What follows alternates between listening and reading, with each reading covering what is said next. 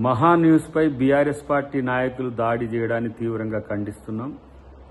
ఇది అప్రజాస్వామిక చర్య, ఇది పిరికి చర్య.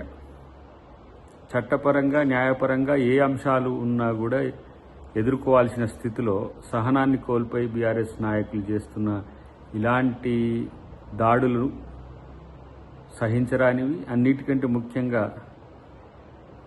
కేటీఆర్ ట్వీట్ చేసిన కొంచెం సేపటికే వచ్చి మహాన్యూస్ మీద దాడి చేసిందంటే అది ఒక ప్రొవోకేటివ్ అటాక్ అన్నట్టుగా మనం భావించాల్సిన అవసరం ఉంది. మీడియా స్వేచ్ఛ, తర్వాత పత్రికా స్వేచ్ఛ, వ్యక్తిగత స్వేచ్ఛ అనే వాటికి తావు లేకుండా వాళ్ళ ప్రభుత్వంలో చేసిండ్రు కాబట్టి ఇప్పుడు వాళ్ళ మీద వస్తున్న ఆరోపణలకు సంబంధించి లేదంటే ఎంక్వైరీలో జరుగుతున్న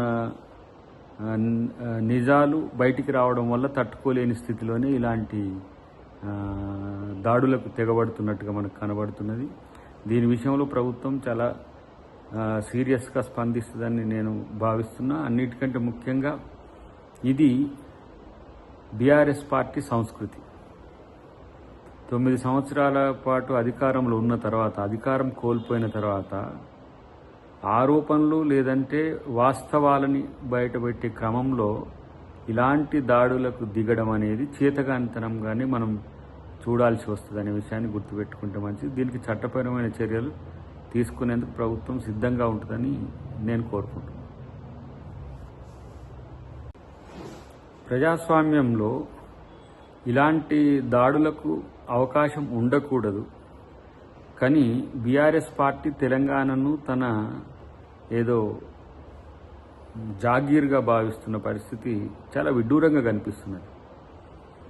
తర్వాత ప్రభుత్వం, చట్టం, న్యాయం అనే వాటి పట్ల వాళ్ళకు గౌరవం లేదంటానికి ఇంతకంటే ఎక్కువ ఉదాహరణ అక్కర్లేదు.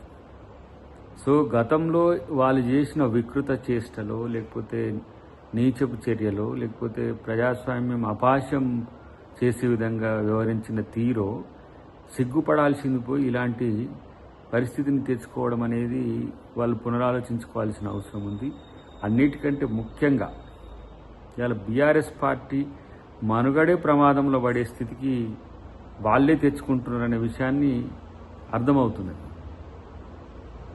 ఇలా ఎన్ని రకాల కథనాలు, ఎన్ని రకాల భావాలు వాళ్ళ మీడియాలతోని, వాళ్ళ యొక్క అనుకూలమైన మిత్రులతో ప్రతిపక్షాల మీద లేదంటే కాంగ్రెస్ పార్టీ మీద గతంలో చేసిండ్రు. ఆ రోజు ఇట్లా కాంగ్రెస్ పార్టీ ఇలాంటి దాడులకు దిగలే.